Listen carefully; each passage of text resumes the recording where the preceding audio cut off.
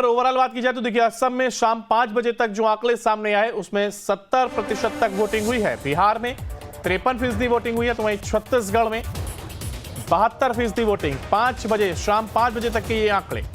जम्मू कश्मीर 67% मतदान। इसके साथ ही कर्नाटक में 63% वोटिंग। केरल की बात की जाए तो 63% वोटिंग यहां पर भी देखने को मिली और मध्य प्रदेश में 54% वोटिंग। महाराष्ट्र में 53% वोटिंग और मणिपुर में 76% वोटिंग। ये शाम 5 बजे तक के आंकड़े हम आपको बता रहे हैं। राजस्थान की बात की जाए तो 59% वोटिंग यहां पर हुई है और त्रिपुरा में 77% वोटिंग यहां पर देखने को मिली।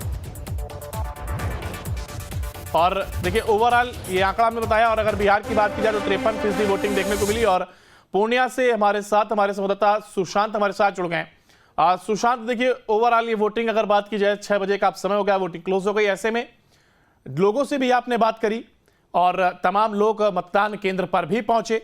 ऐसे में क्या आपने रिस्पांस देखा लोगों के बीच और क्या मुद्दा रहा जिसको लेकर के लोग घरों से निकलने को मजबूर हुए और अपने मताधिकार का प्रयोग करते नजर आए?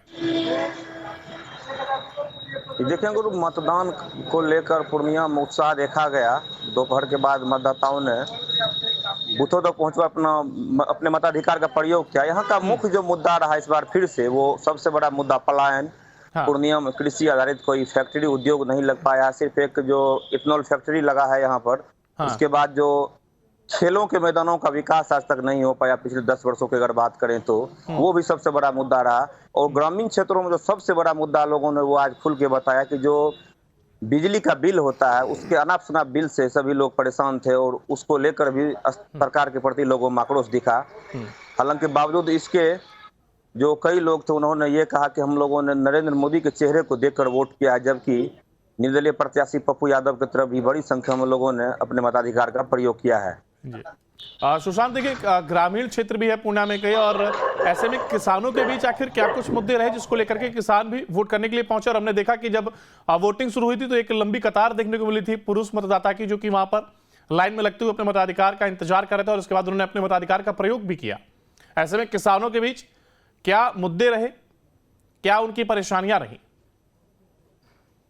वो केलांचल के नाम से जाना जाता है। केले की खेती यहाँ काफी होती थी, लेकिन पिछले अगर 5 वर्षों की बात करें तो पनामा बिल्ट बीमारी ने केले की फसल को यहाँ पूरी तरीके से तबाह किया है। वो एक मुद्दा बना हुआ, उसको लेकर कई बार यहाँ विरोध प्रदर्शन भी हुआ है, कई बार उसको लेकर सरकार तक बात पहुंचाई गई, लेकिन पनामा बिल्ट बीमारी का कोई आज तक उपचार नहीं हो सका। तो वो इस बार भी एक मुद्दा बना रहा। उससे केले के किसान लगभग कह सकते हैं बड़ी संख्या में केले की खेती से विमुख हो रहे हैं, जबकि मक्के की फसल का भी उचित मूल्य उन्हें मिल नहीं पा रहा है, जिससे भी किसान यहाँ परेशान है। जबकि खेतों तक बिजली पहुंचाने की जहां तक बात है तो हालांकि 80% खेतों तक बिजली तो पहुंच गया, लेकिन 20% किसान अभी भी वंचित है। लेकिन जो सबसे बड़ा मुद्दा इस इलाके किसानों के लिए रहा वो रहा कि जो केले में पनामा बिल्ट की बीमारी है उससे यहाँ के केला किसान पूरी तरीके से परेशान है। और केले की किसान जो थे उन्हें केले की फसल से काफी उम्मीदें रहती थी, लेकिन इस पनामा बिल्ट बीमारी ने उन्हें तबाह किया, जिसको लेकर उन लोगों में आक्रोश भी दिखा। हालांकि किसान सम्मान निधि का जो उन्हें 2000 रुपये मिलता था उसको लेकर थोड़ी खुशी देखी गई, लेकिन वो